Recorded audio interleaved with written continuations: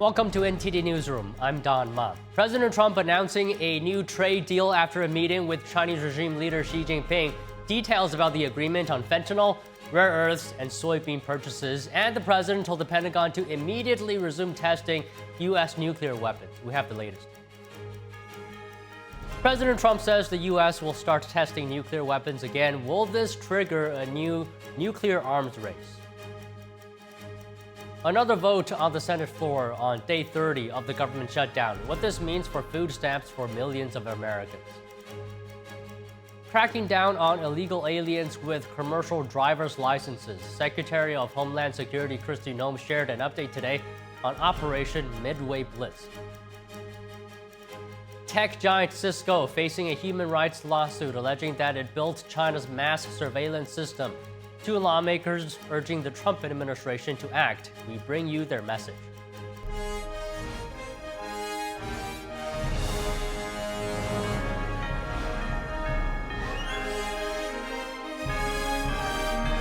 This is NTD Newsroom, live from our global headquarters in New York City.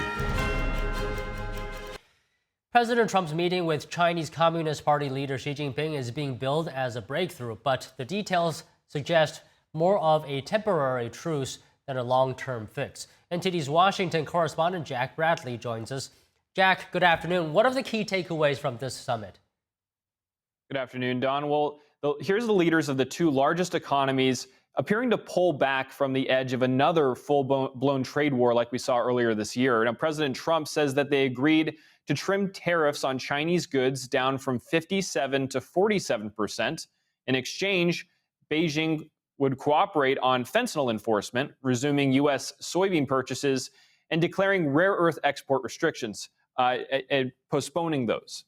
Now, on rare earths, earlier this month, Trump was threatening to raise tariffs on China by 100% extra. That's after China announced its new restrictions on the world for its rare earths. But that seems to have cooled, at least for now. Take a look. Tremendous amounts of the soybeans and other farm products are going to be purchased immediately, starting immediately. If you notice, President Xi authorized yesterday for China to start, did you know that, right? China to start buying in very large quantities of soybeans and other things. And that roadblock is gone now. There's no roadblock at all on rare earth. That will hopefully disappear from our vocabulary for a little while. So is that a 1-year pause on the policy they announced? It's a one-year agreement, and we'll extend it after a year. Now, Trump's calling this a 1-year deal that can be extended, but it's not guaranteed, as China has a track record of failing to keep promises, including under the Phase 1 trade deal of Trump's first term. But Treasury Secretary Scott Bessent says that this deal, however fragile it may be, will be signed as early as next week, with China agreeing to buy 25 million metric tons of U.S. soybeans annually. Take a look. Is the U.S. suspending that new rule that was put in place that would have expanded the entity list? Export restrictions to any entity that is at least 50% owned by one or more entities on the list for 1 year? Yes, we are going to be suspending that for a year in return for the suspension on the rare earth licensing regime. And Maria, what's important to note here, that it was China versus the world. China threatened to put this licensing regime on the entire world, and President Trump, as the leader of the free world, they negotiated this deal for everyone. The Kuala Lumpur agreement was finished in the middle of the night last night, so I expect that we will exchange signatures possibly as soon as next week. And Maria, one of the big parts of this agreement, and I'm going to break the news here on your story, is the massive amount of agriculture purchases that the Chinese are going to be doing in this agreement. So the Chinese have agreed to buy 12 million metric tons of soybeans during this season, right now, between now and the should be January. And then for the next 3 years, they're going to be buying a minimum of 25 million metric tons per annum for the next 3 years. And for American farmers, that could mean some short-term relief, but it remains to be seen how long this will actually last, as the CCP, any deal with them is fragile. And the issue of fentanyl also came up here. Trump says that China will work to stop the flow of its deadly fentanyl into the U.S., and in return, he's cutting fentanyl-related tariffs from 20 to 10%. Take a look. I think you're going to see some real action taken. I've agreed, as you know, I put a 20% tariff on China because of the fentanyl coming in, which is it's a big tariff. And based on his statements today, I reduced it by 10%, so it's 10% instead of 20%, effective immediately. Now, fentanyl poisonings kill around tens of thousands of Americans every year. So there's uncertainty whether China will stop the flow of fentanyl, actually, as the CCP is an authoritarian regime which oversees every aspect of its society. That's why we see a fentanyl epidemic in the U.S., but not in China, where the fentanyl is sourced. Don? So, Jack, Trump also made news on nuclear testing. What do we know about that? Right. So right before his sit-down with Xi, President Trump ordered that the Pentagon resume nuclear weapons testing for the first time in about 3 decades, just right after the fall of the Soviet Union. He said that the move was because other countries are still testing, though he hopes for eventual denuclearization. Take a look. They seem to all be nuclear testing. Russia? We have more nuclear weapons than anybody. We don't do testing. We've halted it many years ago. But with others doing testing, I think it's appropriate that we do also. I'd like to see a denuclearization because we have so many, and Russia has so. Russia's second and China's third, and China will catch up within 4 or 5 years. I think de-escalation would be, they would call it denuclearization, would be a tremendous thing. And it's something, we are actually talking to Russia about that, and China would be added to that if we do something. And minutes ago, President Trump wrapped up his trip landing here in the U.S., his successful trip to South Korea, Japan, and Malaysia, where he says he secured hundreds of billions of dollars in U.S. investment. Back to you, Don. Okay, Jack, thank you. President Trump is directing the Pentagon to start testing nuclear weapons. Joining us to discuss is Rick Fisher, Senior Fellow on Asian Military Affairs at the International Assessment and Strategic Center. Good afternoon, Rick. Is this a nuclear escalation where Trump is saying that he is increasing or actually restarting nuclear testing in response to other nations' nuclear testing? Is this different, or does it have parallels to what happened during the Cold War, where the U.S. and the Soviet Union used nuclear tests for deterrence? President Trump apparently has assessed that other countries are also conducting some level of nuclear testing. That is what he expressed in his announcement a short time before he met with Chinese Communist Party leader Xi Jinping. And his decision is probably based in a lot of context around the timing. President Trump, in his first term, tried mightily to convince both Russia and China to engage in the beginning of discussions that he hoped would lead to a cap on the nuclear arms race.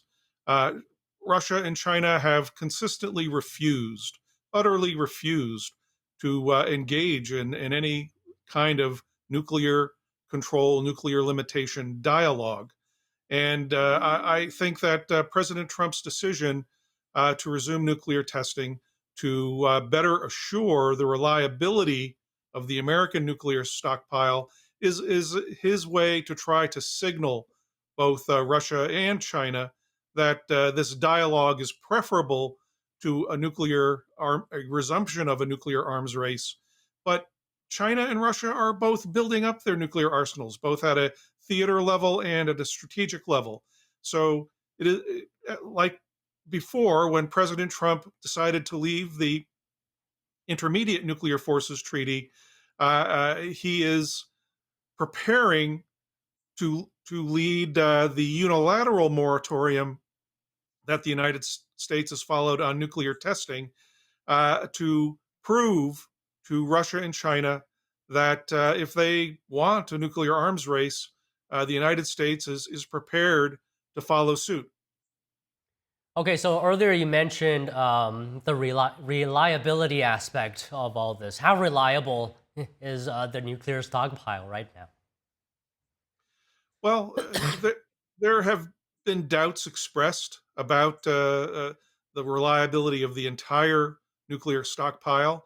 There are some warheads in the stockpile that are very old. Others contend that advanced supercomputing based testing is sufficient, but ultimately you just don't know unless you've actually done a test. Now, will the United States be resuming tests of full warheads? That's not clear. Will it simply be conducting tests of components of nuclear weapons? Again, not clear. But the timing of President Trump's announcement is part and parcel of his longstanding attempt to try to convince Russia and China to engage in real nuclear reductions. He's clearly frustrated with their refusals and believes that the United States, as a consequence, may not have any choice but to attend to our nuclear modernization plans and to ensure our nuclear deterrent capability by ensuring the reliability of those weapons, which could include some form of testing. How do our adversaries feel about the US's nuclear capabilities?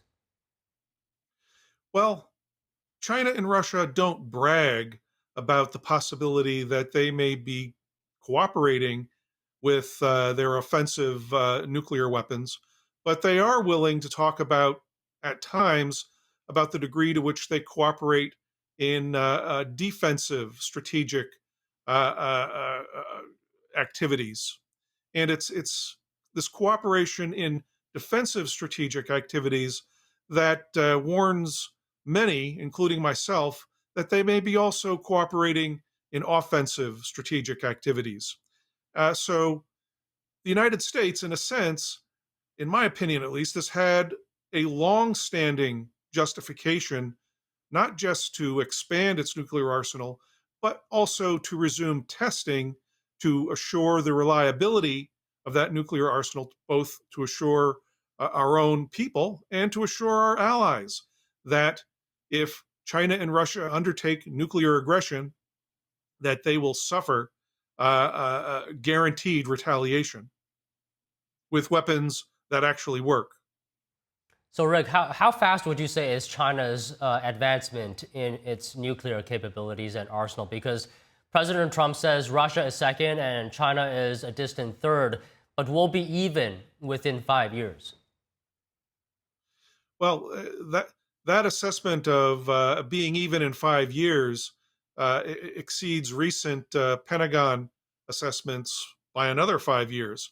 So if President Trump is convinced that China is going to have as many deployed nuclear weapons as the United States in 5 years, that is a very rapid acceleration of China's nuclear arsenal.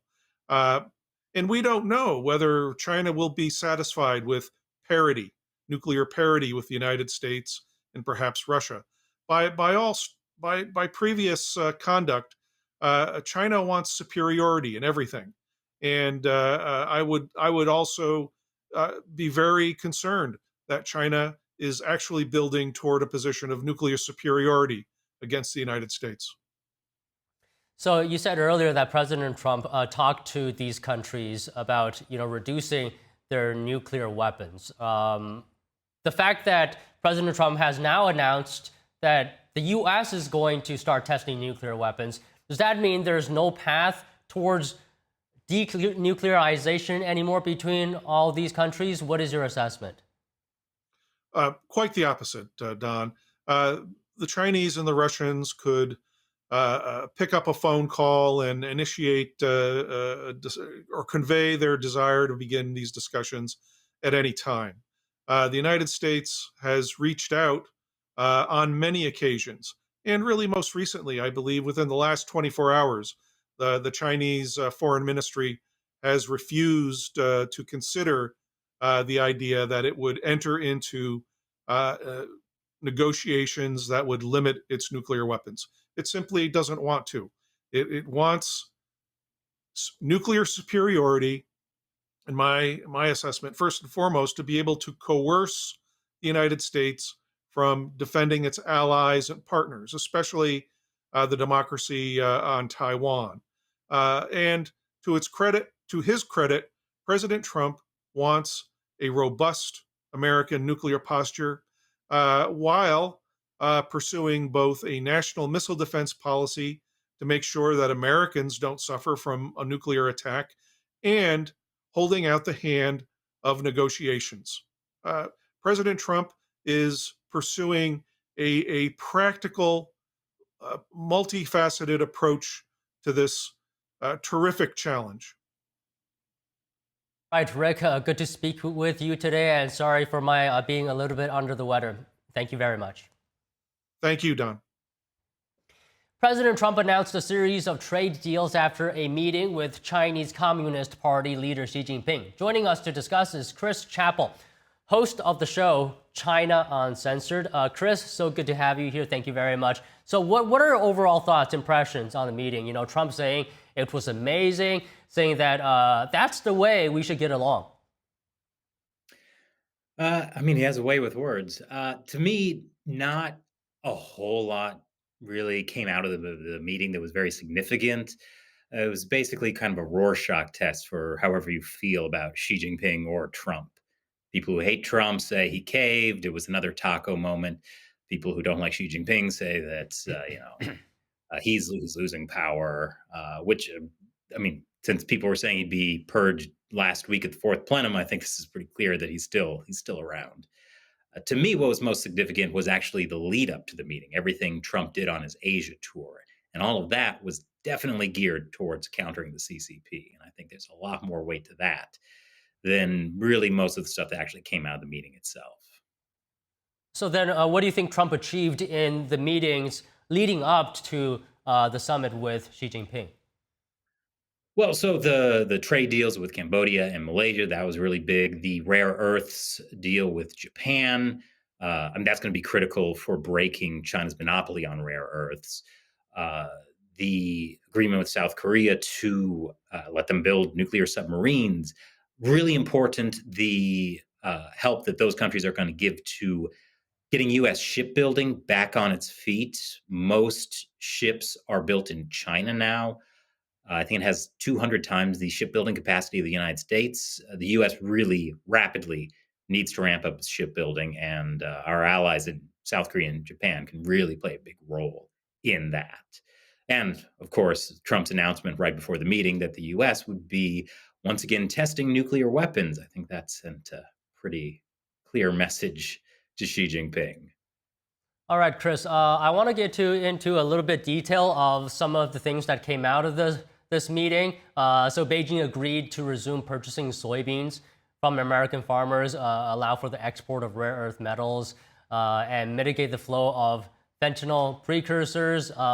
So Trump said that Xi is going to work very hard to stop the death that's coming in. But Chris, my question to you is, we've seen many past instances where China did not live up to its agreements.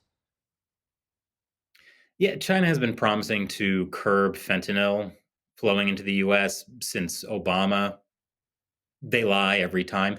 And my concern is that, do we really need to roll back the tariffs 10% for that? I mean, that's getting close to the same tariff rates the U.S. has on other countries. China should be treated differently. The Chinese Communist Party is a threat to the United States. Why get rid of those tariffs for something they are not going to do? Maybe Trump has a reason behind that, but yeah, the main thing was that the 100% tariffs that Trump put on China in response to the rare earth restrictions that China implemented, those have been walked back. So we're basically back to where we were 3 weeks ago. Why do you think President Trump omitted the Taiwan issue? It never came up during the talks, despite Trump previously saying that he would raise it. Yeah, he also said he would bring up Jimmy Lai. I don't know why that was the decision. It just kind of fits into the meeting not really being significant in any way. I think both sides just took a step back to allow for re-strategizing. What'll be really significant is what happens in the future. Will the US use this supposed year-long gap before China could re-implement the rare earth restrictions to actually work with Japan and develop rare earths so the US is not reliant on Chinese rare earths? That's going to be very significant. And the tariff stuff, next week, tariffs could be slapped back on. Who knows? So, Chris, I don't know if I want to admit this, but I watch a lot of your episodes, and I do know that you Yeah. talk, you do talk a lot about U.S.-China relations. So I think this question would be appropriate. Chinese Communist Party head Xi Jinping said that China and the United States should be partners and friends. What does that mean to you? What is the current state of U.S.-China relations? I mean, the joke is Xi Jinping always talks about win-win cooperation, which means China wins twice. It's meaningless. The Chinese Communist Party has, well before Xi Jinping, considered itself at war with the United States. That's not changing. Fundamental to China's communist system is the idea that it has to supplant the U.S. as a global superpower. They're out to defeat us. So, he can say those nice words. And Trump says nice words about Xi Jinping. I think it's both equally meaningless. Again, we're going to have to see what actually both sides do in the coming weeks and months. So, Chris, I was doing a little bit of research about this meeting, and according to China's foreign ministry, Xi Jinping said that China has no intention to challenge or supplant anyone. Can you talk to us about that? I mean, certainly the Chinese Communist Party has no history of lying, so I guess we can take them at their word. I think things are great now. Great. Would you like to elaborate a bit further? Well, if anyone didn't pick up on the sarcasm, yeah, it's they say anything. It's like fentanyl. They say they're going to do something, they don't. There is no way that China doesn't interfere with the United States. If we want to make America great again, the Chinese Communist Party has to be dealt with. Okay, do you think China still holds the cards to try to become the world's leader, given the state of its economy right now? Yeah, that's a very good question. Internally, there are many economic problems facing the Chinese Communist Party. The 100% tariffs would have been very devastating to them. Overproduction, collapsing real estate market. It's really hard to say if they can hold it together. Then again, people have been saying that for a long time, and this Chinese Communist Party has always managed to plug the sinking ship somehow. And then, of course, the future of Taiwan is sort of the specter hanging over all of this.